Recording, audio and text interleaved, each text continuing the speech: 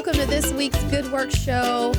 We are excited because it is getting ready to be Giving Tuesday. So you got 2 days? Yes. Right? No, 2 days. Yes, 2 days. Today is like the rest day of the weekend, right? I don't think Sunday is a day. So we already had Black Friday. It's a day of rest. And we had Small Business Saturday. Right. So Sunday you recover. Sunday is the recovery. I feel like they tried to do a Sunday though. Was it like pet giving day? I don't know. What would you give a pet? No, I mean like, you support the organizations that like ASPCA or something. Oh, well, those commercials, apparently you support those every 25 to 30 minutes if you're watching cable. When you hear the song coming, you Sarah know McLachlan. Or you just hear the tone of voice every day in America. Yeah. That's true. You know what's coming next. I don't know if that's the thing. But anyway, I felt like they tried to do Sunday a day. And then Monday, obviously, is Cyber Monday. So that is the time where you need to buy everything online. But then Tuesday is the day that everybody needs to be paying attention because that's your day to not think about yourself or the gifts you're going to give your family members or friends. It's the day that you get to give back to your community in ways that you probably hadn't thought of before. So Giving Tuesday is coming up. And because this show is all about nonprofits and the nonprofits that we have in our community, we could not do the show without highlighting Giving Tuesday. So we have in the state of Georgia Gives, and it always, well, not always, but for the last couple of years, as it always has fallen on Giving Tuesday, there's an entire website that's just dedicated to organizations that you can look up. And I guarantee you, there's got to be like all of the ones that have been on the show. I'm pretty sure everybody we've ever spoken to is on this website. So we'll look it up. We'll just make sure that the website that I think it is correct. Georgia Gives? GA Gives. GAgives.org. So that is going to be an awesome tool for you if you want to support organizations that are serving the state of Georgia. There it is. Look at it. There you go. Yes. Now, I'd like to point out that, yes, we have a lot of Good Work Show guests that are probably registered there and you can give there. But there is one special organization that is near and dear to our heart that that is registered there. Yes. If you so choose to give, it would be Goodwill of North Georgia. And so, now make sure, yes, because it's in the entire state of Georgia, that you absolutely, look for Goodwill of North Georgia. Yes. Not that we don't. We play nicely with our fellow Goodwill. But we know that folks listening to us want to donate to Goodwill of North Georgia. Because that's where they live. Exactly. Yes. So we just urge you to make sure that you're giving to the Goodwill that you intended to give to. That's right. And by the way, this is also a super, super cool day for us on Giving Tuesday because it will coincide with the launch of our new campaign. So, Yay. yes. So we have a new advertising campaign that is talking all about one thing that you will want to know. If you have ever donated, shopped, or know about our mission, supported our mission, volunteered, been a benefit of our mission, you have gone Goodwilling. Yes, you have. You It's didn't a even know verb. it. You didn't even know it. Yes. So like you have Googled something, you have Goodwilled. And so hashtag Goodwilling is one thing that we want you to take advantage of. So if you're going to make a donation, it would be great. Share it with your friends and use the hashtag Goodwilling. Go Goodwilling at some point. So you can do that by making a donation, right? You just made one recently. I have made lots of donations for summer. Maybe it's the time of year. Yeah, you can clean out your closet. It's like I'm looking for a sweater and then you find like this. My thing was I started finding stuff that I did not wear at all this spring or summer. And I was like, obviously I don't like this anymore. So I got rid of it. And then there's sweaters that I'm like, I don't want to wear this coming winter. So I got rid of that too. Especially like if you're going through your closets right now and there's sweaters and coats and warm weather things that you don't think you're going to wear or you can't wear them because you lost weight this year and they're just too big. That's right. It's a tent. It's a tent. Go ahead and donate those things now. Yes. Because there are people that are going to be out there looking for that stuff now and as the weather's changing, and that's a way that you can go Goodwilling. That's right. And you don't want to wait till the end because everybody tries to wait till that last week of the year. Don't do that. And then it's so busy. Like, just, do like what Trinice did and put a little bit aside every day. And then that way you don't have to wait. You don't have to procrastinate. There's no reason why you should do that. You should just definitely do that. And if you don't have things in your closet that you need to get rid of, there is also an opportunity for you to give dollars. So you could definitely do it through the Georgia Gives, gagives.org, or you could go to gogoodwilling.org. You could go to goodwillng.org, make a donation online. It's a great way if you have dollars to support the 25,000 North Georgians that we are going to connect with jobs this year. That is a great way to do that. And you know what? I always say, when I tell people about the mission and our mission, a lot of people don't really know. They know about the stores and they know about the donation centers. They don't really know what we do with the mission. And I kind of like to say, when you meet somebody for the first time, what's one of the first things that you ask them? What do you do? What do you do? So if you don't have a job, or you are out of work, or you are looking for that other job, there's a sense of pride that you get when you're able to talk about that. And then there's also a sinking feeling when you have to say, I'm unemployed. Mm-hmm. And think or about, you're not proud of what you're doing. Right. And it's not your career path. Right. So think about if that were you, and somebody asked you that question and you needed to answer that, and you were one of those folks who we are seeking to help this year and had to answer that for yourself. Just put yourself in that situation and then decide, wow, Goodwill will be a great place for me to do that. Especially for the people that we help. Because I don't want to take all the time.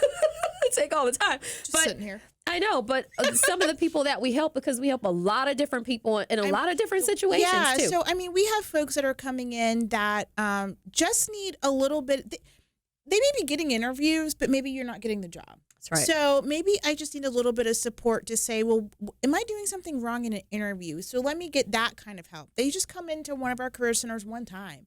Or I may just need to spruce up my resume, and then I'm good to go. Then there are some folks that are out there, they may have some greater barriers to employment. So maybe maybe there's something in their record that they need help overcoming. Maybe they have some sort of maybe physical or cognitive disability that they need to be able to figure out a way. How can I have a job that can work with the accommodations that I need? So we can do that. Some folks may just lack training.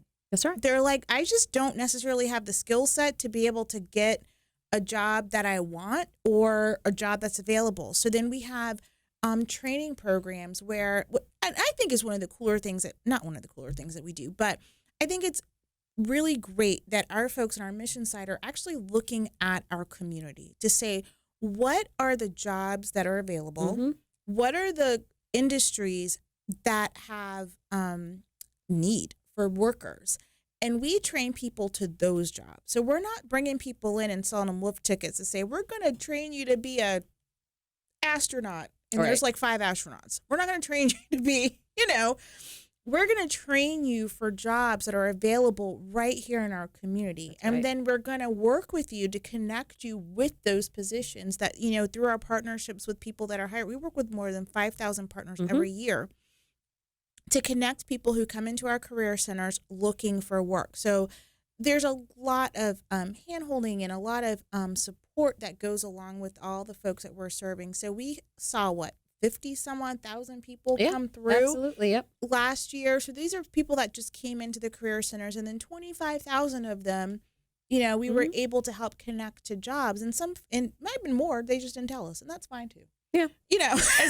As long as we get them on that right path and help, and that's what we're here for. But all of that is made possible by the fact that you're cleaning out your closets. And for those of you who don't have things, have room in your closets or somewhere else in your house, you can go and buy some really cool stuff at the stores, because people are obviously turning those things over. You can find some really cool things.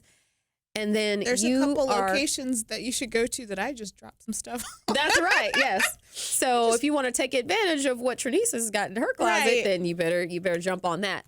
But all of that goes to the fact that whatever point you are, whether you're a donor, a shopper, or you're a job seeker, or someone who is supporting what we're doing with our mission, you are going Goodwilling. So we encourage you to go Goodwilling on Giving Tuesday, which is December 3rd, and every day after that for the rest of your life. Forever. You never stop. That's right. So people should be on the lookout, though, on Tuesday morning, right? Be on the lookout for so if you're something that says Goodwilling on it or the Goodwill logo. If you don't see it, I feel like you should tag us on social media. And say I didn't see it. And say I didn't see it. If you're outside. You should, yes. On Tuesday morning-ish, you should see something. I really feel like, this is not going to be part of it because I don't think we don't have it, but I really wanted that bat signal. Well, you know what? If it's cloudy, we can just take you outside.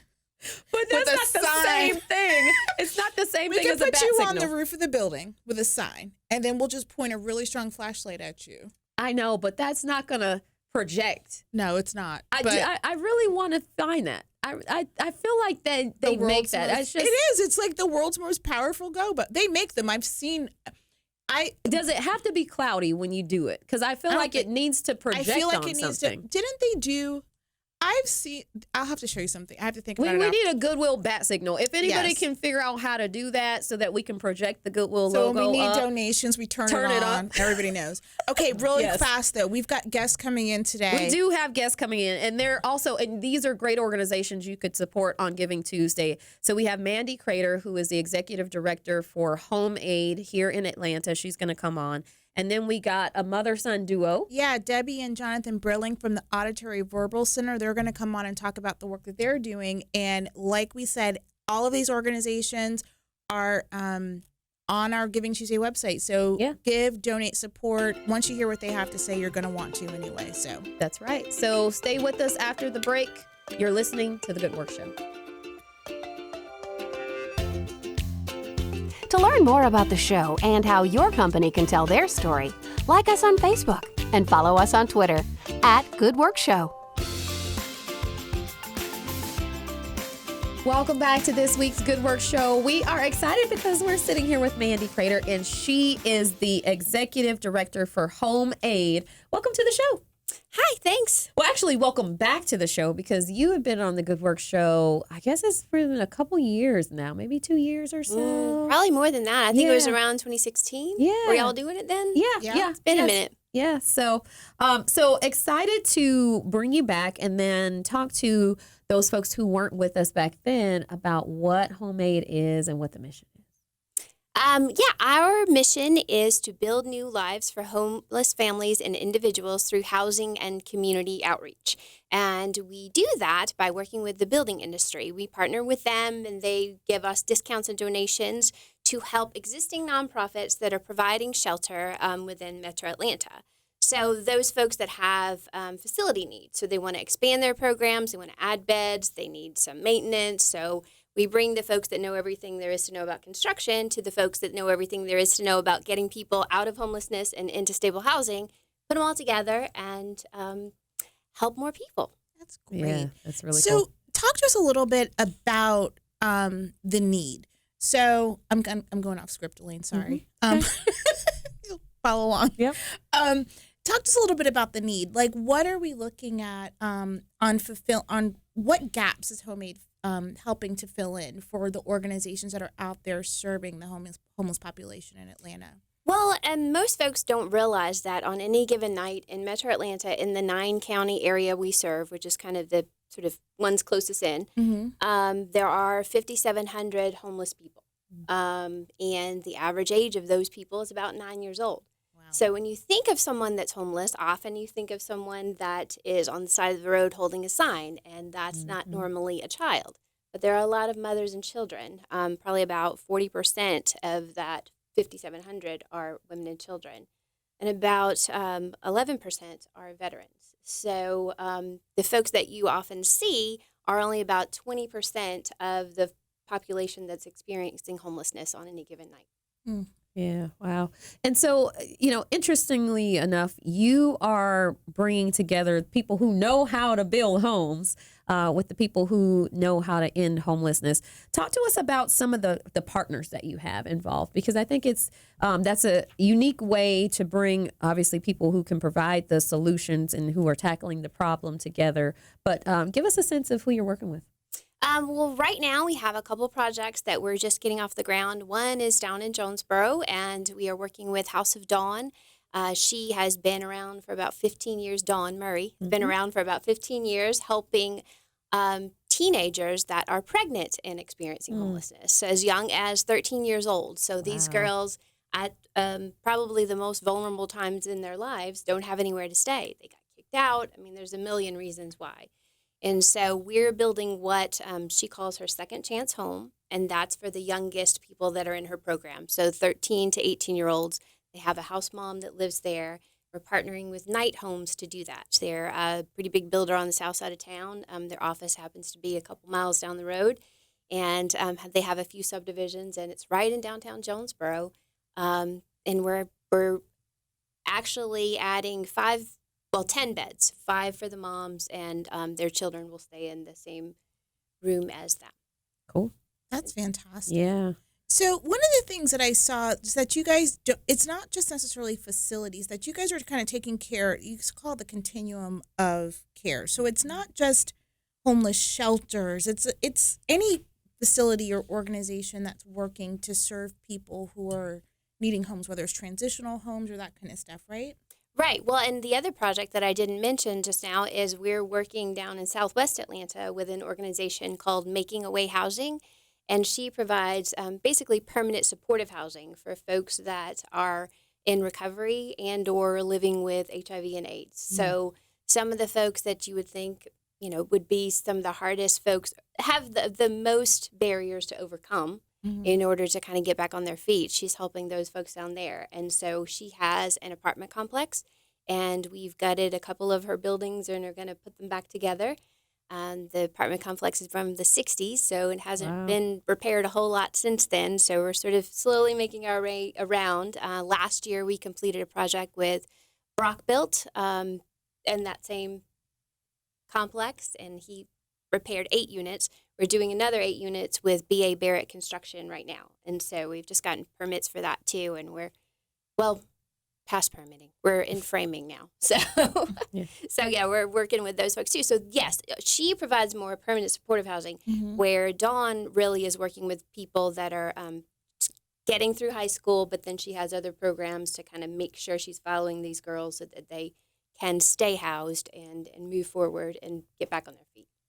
Cool. So when the builders are constructing a new unit or housing unit, who actually owns it? Is it homemade? Or just curious how how that works out, because they could build things, but the builder doesn't necessarily own it, do they? No, no. So what happens is the service provider, like House of Dawn or Making Way Housing, either owns or controls the property before they come to us. Got it. And then they also have to fundraise, because our goal is to save them money, not to pay for the entire construction. We usually average around 50% off. So, depending on the cost of the project, if it's a $100,000 project, we mean to build it for $50,000.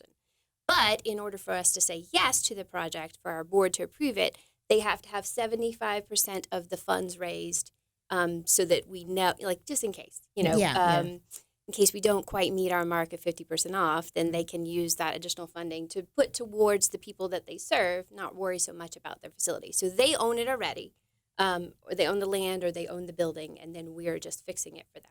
Got it. That's fantastic. So I think it's just interesting to talk a little bit about why some of these builders and construction companies would want to do this, because that's those are your foot soldiers, right? So talk to us a little bit about those organizations and those companies that have said, okay, we want to participate in something like this. Well, I say all the time that I have the best job in the world, because all I do is work with people that want to help. So on the one side, the people that are providing housing, their whole purpose is to serve. And then on the building side, the building industry, all the people that I've worked with are so giving, so generous. One builder in particular, Dan O'Dwyer with O'Dwyer Homes, who has built a couple of projects with us up in Roswell for the the Drake House, also that work with women and children, is kind of not somebody that you would think would be so emotional, sort of a big, burly Irishman, and, owns his own company, built this pretty big company on the north side of town. And every single time he talks about the work that he's done with the Drake House, he breaks down and cries. I mean, he's just so, he puts it that, we have, and several builders that I've spoken to put it that, this is our talent and this is how we give back. And basically, this is what we're supposed to do. I mean, this is what God has called us to do. This is how we can help. And this is the best use of our abilities and the best way to give back. So it's amazing. I mean, it just feels good all the time to work with such generous people. Yeah. Is this model for homemade unique to Atlanta? Because I mean, it seems like, what you're doing is pretty innovative and getting the right people around the table to be able to do this at a low cost, for the organizations that are standing up these facilities. But is this, of course, we absolutely have the need here. Is this something that could grow to other places and help out with real estate there? Well, actually, we are part of a larger network. There is a Homemade America, and we are one of 19 chapters nationwide. America started in 1989 in Southern California, where there's a huge need, obviously, for housing, and was started by a bunch of builders that looked around and said, "This is our job. What are we doing? We got to do something about this." And so it's a very grassroots organization, and it's sort of grown organically. I think our 20th chapter is going to open shortly in Orlando. Okay, fantastic. So that will be one of 3 on the East Coast. It takes a minute to get across the country, apparently. So there's us, there's Northern Virginia, and hopefully soon will be Orlando. So yeah, we've been around since 2001, so we're one of the older, more established chapters, but new ones all the time. There's a new one in Austin. There's a new one in Utah.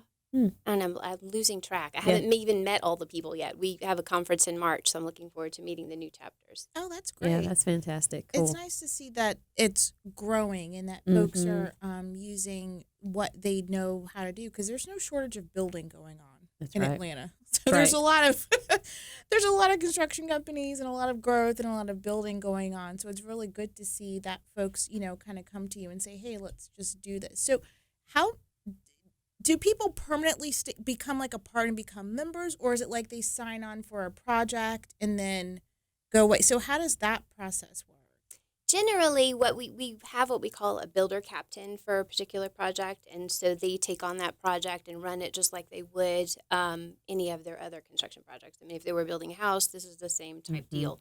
They bring all of their trades with them, so different folks that they work with that do electrical for them on a regular basis, they can convince them to do this electrical at a little less cost or no cost, depending. And so it's a per project thing. However, we've had, like I was saying about Dan O'Dwyer, some folks come back. We have a couple of people that just get a heart for it, and depending on how busy they are and the size of the project, they can say yes more than one time. So not usually in 1 year, but, we're always got something new going on. So Cool. Yeah. So, Mandy, we have about a minute left. We want to ask you a few more questions about Homemade and then give our audience an opportunity to hear from you some of the people that have been served by this, because I think we've talked a lot about the process of how it happens. But there's a lot of people and a lot of families behind the work that you're doing. So love for you to share a success story or two with us, and then share with us some of the things that people can get involved in. Because, as we have talked, and I think even the last time you were on the show, is that putting people or giving people an opportunity to have a roof over their head is one part. There are often so many other things that they're in need of to support that family and to keep that stability going. So we'd love to talk a little bit more about that and what Homemade is doing when we come back after the break. All right, you're listening to The Good Work Show. To learn more about the show and how your company can tell their story, like us on Facebook and follow us on Twitter @GoodWorkShow. Audience, welcome back to The Good Work Show. We have been chatting with Mandy Crater, who is the Executive Director for Homemade here in Atlanta, an organization that is connecting builders to organizations that are serving people who are homeless and helping to end homelessness and bringing them both together to create projects where they are providing housing, safe, affordable housing for folks who need it in our community. So super important mission. We talked about the scope of homelessness in our area, particularly in 9 counties in Metro Atlanta, and some of the projects and some of the partners that you've been working with on there, on the housing units. But we also talked about some of the people, because there are lots of families and children even beyond just the numbers. And so love for you to share a success story or a story of someone who has benefited from the connections that Homemade has been able to make with the builders and the organizations that are supporting homelessness. Well, we were talking about House of Dawn earlier, and we have a story of a young woman named Sarah, and she came to House of Dawn when she was 20. As I stated, they kind of have progressing programs, so she's a little older. She was more in their transitional program. But depressed, sort of hopeless, what am I going to do? I can't, I'm not sure what to do, just how is this going to work out? She was enrolled in the program. She was able to get her GED and enroll in college. They helped her fix her credit, and she's working on getting her own apartment. She left. She said, I'm a smarter person. I'm a better parent. And it's all because of Dawn, and it's all because of the space that our builders provided her to have a safe place to call home. So that she could do better, and that she could learn, and she could get out on her own and take care of her child. So those kinds of stories and those kinds of heartstrings that we tug at when we ask people to help us, and when the builders do, when we do have a ribbon cutting or a groundbreaking ceremony for the project, we always kind of like to have a graduate there to tell folks, this is why you're doing what you're doing. This is why we went through this whole project and made this work. This is why you did the work at half price or at no charge, or you donated materials. It's important, and you're helping real people that need help, that really just need a little bit of help. Not so much starting from scratch, but just some support to move to their next place in life. Yeah, and that's so important, because sometimes people feel like the problem is so big. It's like homelessness, this big, huge problem that people have been trying to solve since seems like the beginning of time. But then just recognizing that everybody has a little piece, so you don't have to do everything. But I can paint, so what can I do as a painter to help, in this whole microcosm of issues or whatever, and that, so giving people their little piece of it, I think, is really important. So talk to us a little bit about your overall impact. So you guys have, how many projects do you typically have going on in a year?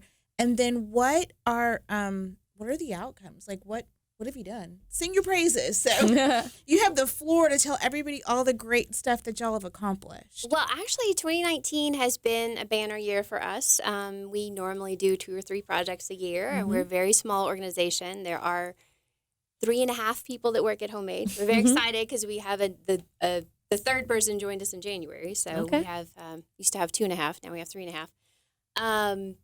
But we have this year done 5 projects that have added or preserved 113 beds in the overall system. So that was a really big deal for us. I mean, I'm not sure that we passed 100 before. So it was banner year. And besides the larger projects that we do volunteer days. So we have what we call care days, and that's often also with the building industry. But you were talking about painting.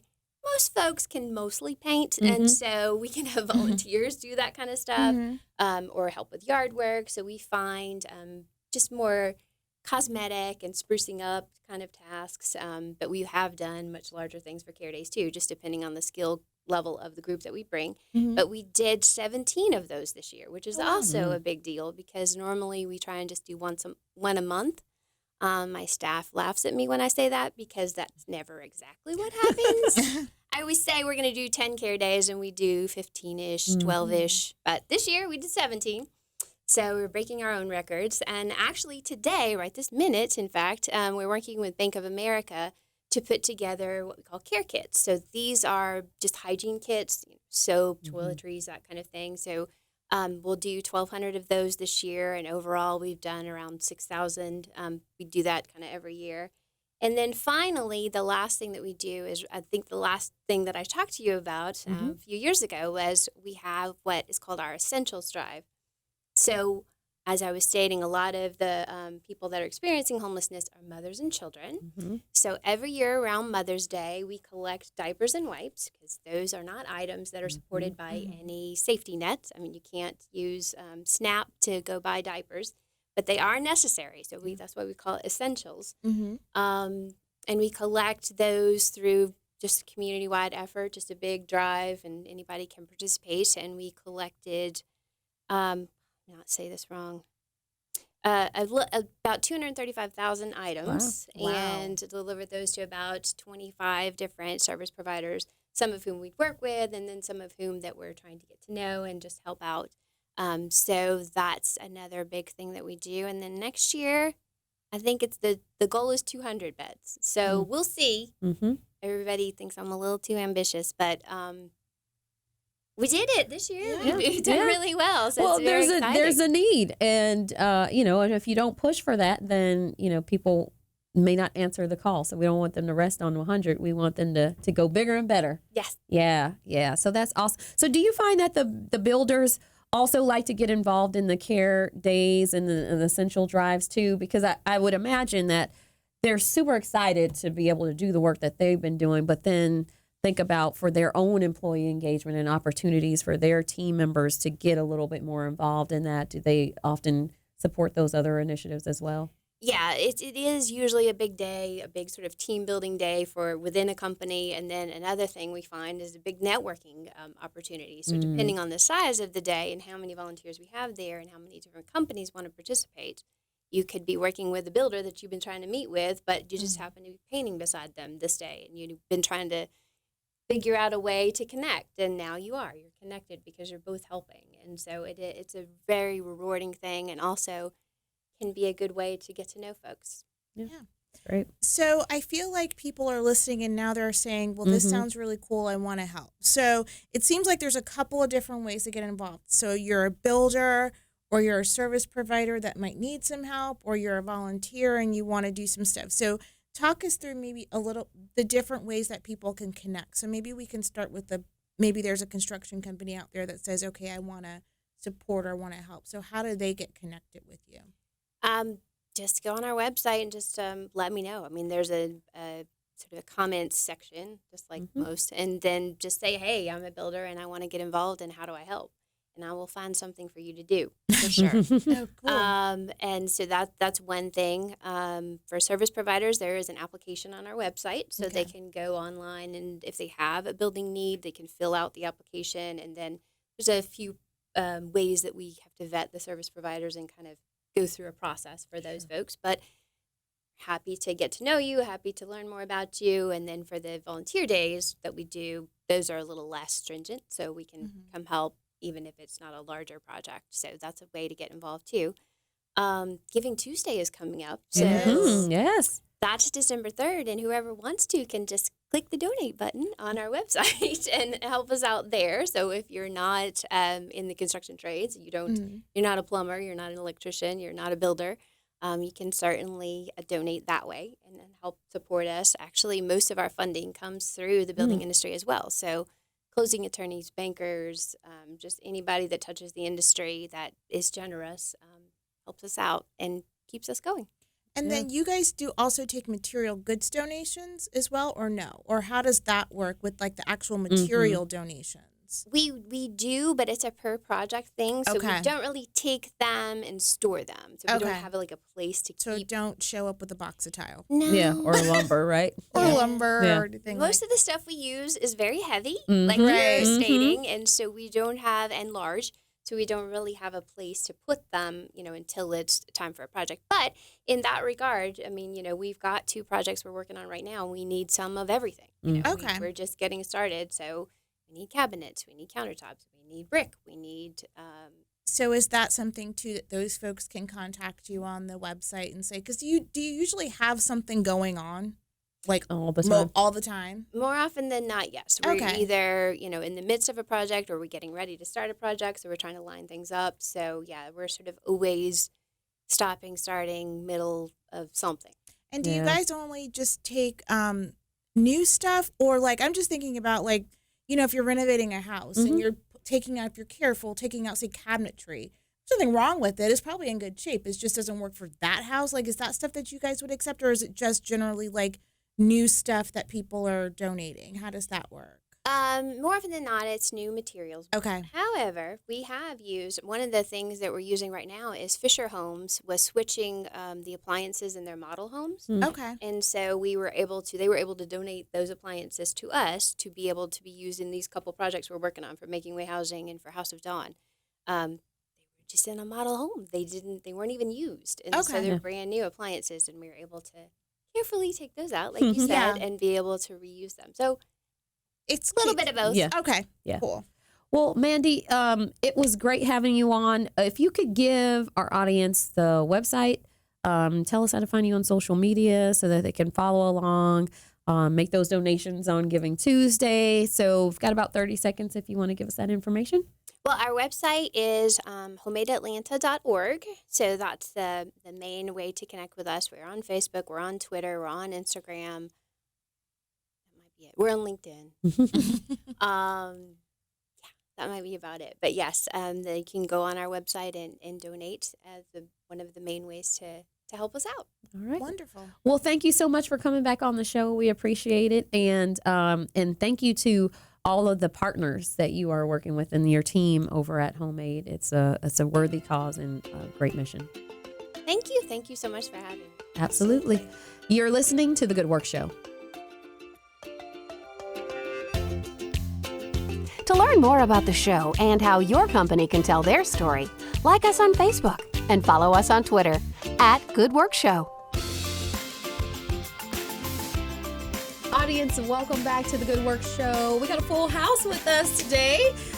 We are sitting here with Debbie and Jonathan Brilling, who are both from the Auditory Verbal Center.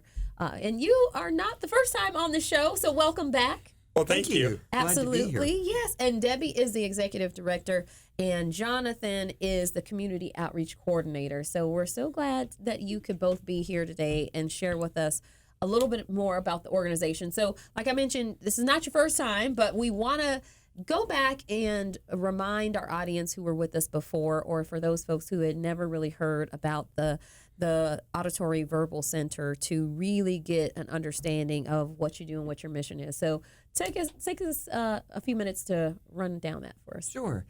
The Auditory Verbal Center is a nonprofit. We're a center, not a school, where we teach children starting as young as 2 months old up to about the age of 5 or 6. So it's an early intervention family education program. So we're teaching mild to profoundly deaf children how to hear and speak without the use of sign language or lip reading.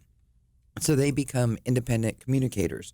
When they graduate from our program, they are age appropriate expressively and receptively to a normal hearing child, mainstream in a regular classroom by the time they're 5 years old, entering kindergarten. So it's pretty amazing. We also do audiology. So we do your newborn screening, diagnostic testing, dispensing of hearing aids for anybody birth to seniors, and then cochlear implant mapping for adults.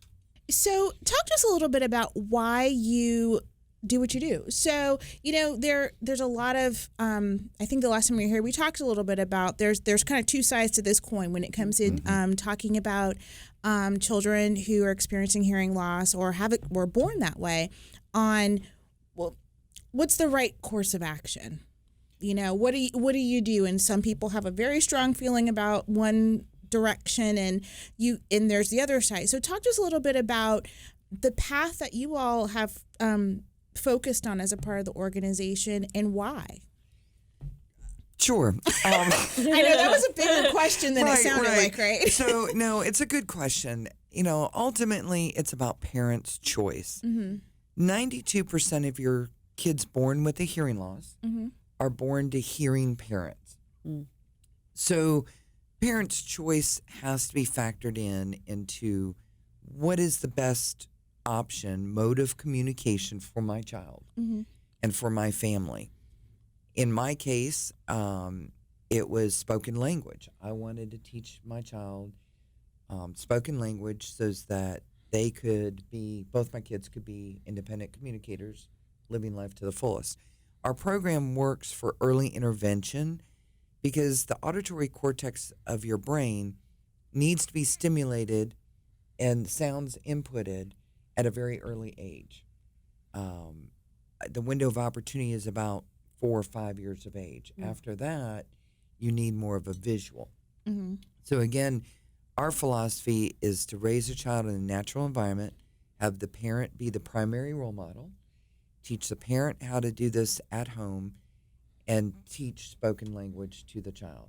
Once they graduate from their program, they're more than welcome to learn sign language or any other mode of communication. But when you're in our program, we take that visual away so that the parent or so that the child can learn to understand spoken language and put meaning to the sound that they hear. And let me just touch in on that. So she mentioned that she wanted her children to go through the program. So I am one of the graduates of the program. My sister and I were both born profoundly deaf in both ears. So without this organization, I would not be sitting here talking to you. So think about it like this. Imagine what your life would look like if you could not hear anything. If you are born with a hearing loss, you wouldn't hear the sounds and you would not be able to speak. Most of your listeners would not even be able to hear this conversation going on. So without this place, I wouldn't be here.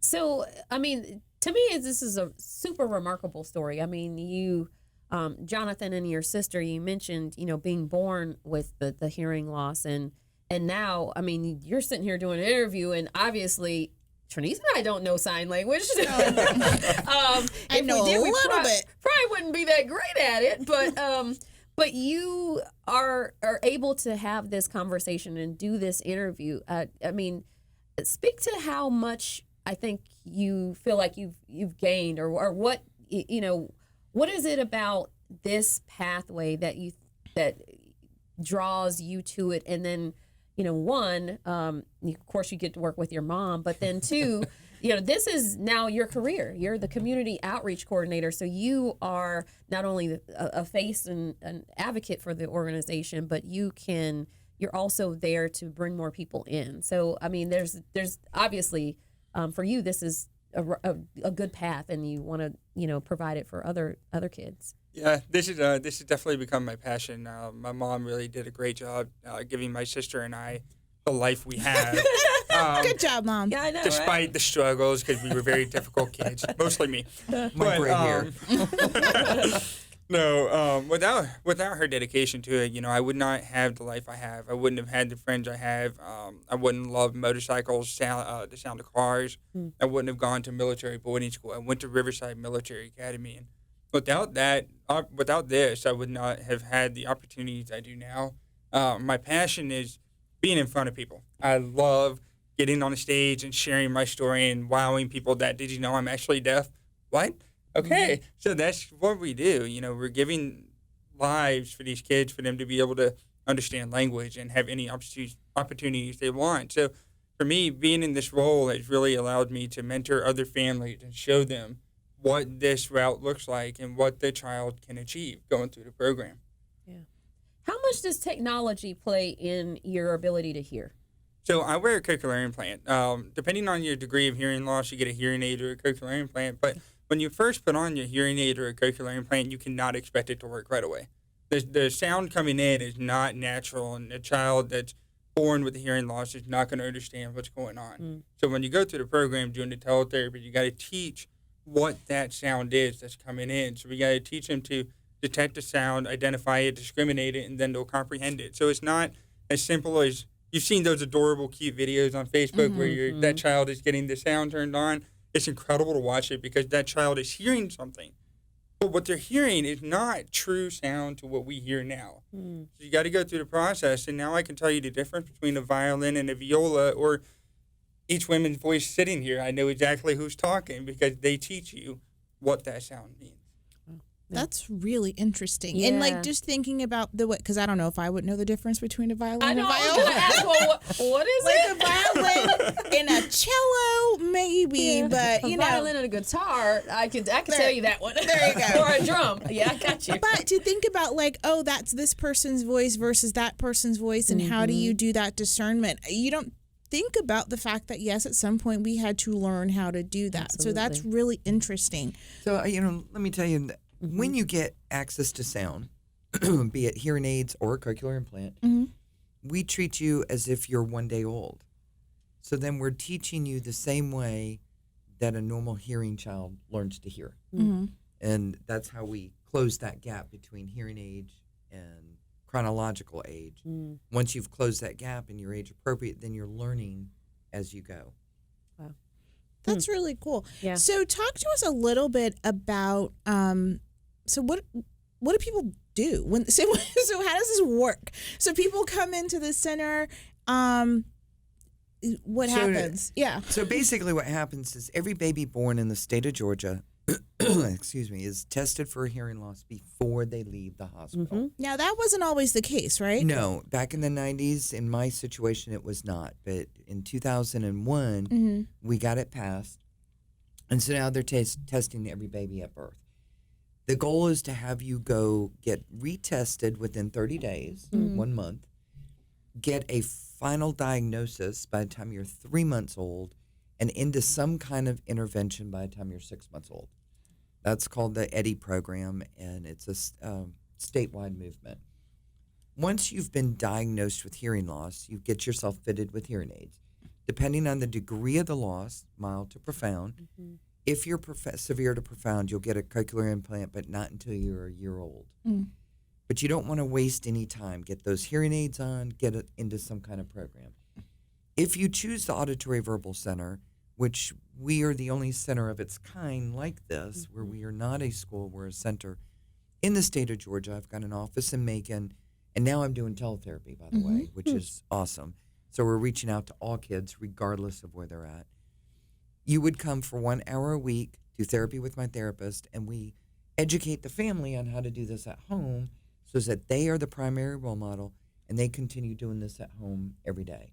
So then you're going to be in the program 2 to 5 years until you graduate. Wow. So we are coming up on our last minute, but I think it's important too because we have really talked about an avenue that I think probably a lot of people didn't even know that Auditory Verbal Center existed, but then also the work that you're doing and how transformative it is, especially for folks like your son and your daughter, who you pretty much have changed their path in life. So I'm sure there's a lot of people who are interested in learning a little bit more and maybe even supporting the work that you're doing. So in the last 30 seconds or so, tell us how we can learn more and how they can plug into the work. So you can find us on our website, which is www.avchears.org. Then we also have social media on Twitter, Facebook, LinkedIn, and Instagram. So you just look up Auditory Verbal Center, Inc. You'll find everything we have going on through our board meetings, through all of our fundraising initiatives, even the Festival of Trees, whatever it is, you'll find it all on there. Yeah, we just participated in Festival of Trees this year. Nice. So our tree is decorated, all about the gift of sound. Because I have a question for both of you. What is your favorite sound? What sound would you miss if you were born deaf? Ocean waves. Awesome. That's a good one. That would be mine. I'd have to say like probably a voice of a family member. I think I would probably miss. My mom has a really distinctive cough. Like she was born premature, so she always has had like lung issues, like upper respiratory. But it's so distinctive that I could, if she coughed in a store, I'd know it. Right. Like right. I know my mom, and so I think that I'd miss being able to hear that. I think. Well, that's what these kids are missing. Stuff like that. If it wasn't for the Auditory Verbal Center, and they're able to hear everything that you and I hear and enjoy the world around us now. And that's what our tree down at the Festival of Trees represents. And of course, you've got Giving Tuesday on December 5th or December 3rd. December 3rd. December 3rd. That's right. Yep. Yes. Yep. Yeah. Well, thank you both for coming in, Debbie and Jonathan. It's been a pleasure to have you back. Auditory Verbal Center. Everybody look them up, and thank you so much. Well, thank you. Thank you. You're listening to The Good Work Show.